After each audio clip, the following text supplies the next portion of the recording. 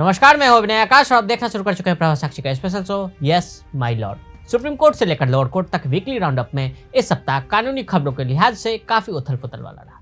Bilkis Bano case के दोषियों को सरेंडर के बढ़ाने वाली मोहलत सुप्रीम कोर्ट ने खारिज कर दी। डेरा सच्चा सौदा प्रमुख गुरमीत राम रहीम जेल से फिर बाहर आ गया। बंगला खाली करने के मामले में महुआ मोइत्रा को दिल्ली हाई कोर्ट से झटका लगा।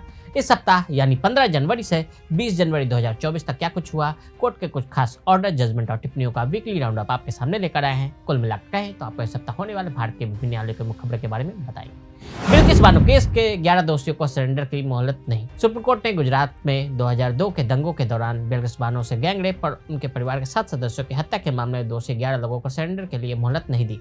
इन दोषियों ने सरेंडर के लिए और वक्त मांगा था। सुप्रीम कोर्ट ने इनकी याचिका खारिज कर दी और कहा कि सरेंडर में मोहलत के लिए जो कारण गिनाए गए हैं उनमें दम नहीं है। हमने 8 जनवरी को आदेश में 2 हफ्ते का पहले ही पर्याप्त समय दिया था। राम रहीम को पैरोल। डेरा सच्चा सौदा प्रमुख गुरमीत राम रहीम एक बार फिर जेल से बाहर आ गया है। उसकी 50 दिन की पैरोल मंजूर हो गई है। वो फिलहाल सुनियरिया स्थित जेल में बंद है। उसे कड़ी सुरक्षा व्यवस्था के बीच लाया गया है। पैरोल की अवधि के दौरान वो उत्तर प्रदेश के बागपत जिले के बरनावा आश्रम में रहेगा। पिछले 4 साल के दौरान वो 8 बार पैरोल या फरलो पर जेल से बाहर आ चुका है। इससे पहले 11 नवंबर 2023 को उसे 21 दिन की फरलो मिली थी, जिसके बाद 13 दिसंबर को वह जेल में वापस लौटा था। गौरतलब है कि गुरमीत राम रहीम को 2 शादी विवाहों से यौन शोषण मामले में 10-10 साल और पत्रकार रामचंद्र छत्रपति व पूर्व प्रबंधक रंजीत सिंह हत्याकांड में उम्र कैद की सजा हुई। ज्ञानव्यापी में वजूखाने की सफाई। सुप्रीम कोर्ट के आदेश के मुताबिक वाराणसी की ज्ञानव्यापी मस्जिद सील वजूखाने की सफाई 20 जनवरी दोपहर से पूरा कर लिया गया। इसके लिए सुबह 9 से 11 बजे का समय निर्धारित किया गया था। काशी विश्वनाथ धाम में जिलाधिकारी एस राजलिंगम की अध्यक्षता में हिंदू पक्ष और अंजुमन इंतजामिया मस्जिद कमेटी की बैठक में सफाई का निर्णय लिया गया। तय हुआ कि सुप्रीम कोर्ट के आदेश अनुसार हिंदू और मुस्लिम पक्ष के 2-2 प्रतिनिधि सील वजूखाने की सफाई के दौरान मौके पर मौजूद रहेंगे, लेकिन कोई भी प्रतिनिधि वजूखाने की जाली के अंदर प्रवेश नहीं करेगा। सिर्फ सफाई कर्मी अंदर प्रवेश कर एहतियात बरतते हुए साफ सफाई करेंगे। इस दौरान सुरक्षा के पुख्ता इंतजाम रहेंगे और किसी को भी सील वजूखाने में प्रवेश नहीं करने दिया जाएगा। मई 2022 के एडवोकेट कमिश्नर के सर्वे के दौरान वजूखाने में कथित शिवलिंग मिलने के दावे के बाद सुप्रीम कोर्ट ने वजूखाने को सील करने का आदेश दिया था। महुआ मोइत्रा सरकारी बंगला मामले में हाईकोर्ट से राहत नहीं। दिल्ली हाईकोर्ट ने लोकसभा सदस्यता से निष्कासित तृणमूल कांग्रेस की नेता महुआ मोइत्रा की गुहार ठुकराते हुए संपदा निदेशालय के नोटिस पर रोक लगाने से इनकार कर दिया है, जिसके जरिए उन्हें सरकारी आवास खाली करने के लिए कहा गया था।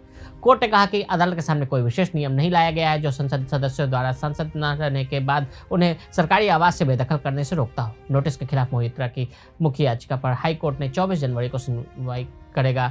मोइत्रा ने सरकारी बंगले को खाली करने के नोटिस के खिलाफ दिल्ली हाईकोर्ट का रुख किया और संपदा निदेशालय के नोटिस को चुनौती दी। सदन की सदस्यता रद्द होने के आधार पर मोइत्रा को आवंटित बंगला खाली करने को कहा गया, जो उन्हें बतौर सांसद आवंटित किया गया था। पिछले साल 8 दिसंबर को लोकसभा से निष्कासित किए जाने के बाद उनके सरकारी बंगले का आवंटन रद्द कर दिया गया था। दिल्ली विवाद में केजरीवाल संजय सिंह के खिलाफ मानहानि की सुनवाई पर रोक। सुप्रीम कोर्ट ने पीएम नरेंद्र मोदी के एजुकेशन क्वालिफिकेशन के बारे में कथित टिप्पणियों के लिए दिल्ली के सीएम अरविंद केजरीवाल और आप सांसद संजय सिंह के खिलाफ निचली अदालत में सुनवाई पर रोक लगा दी।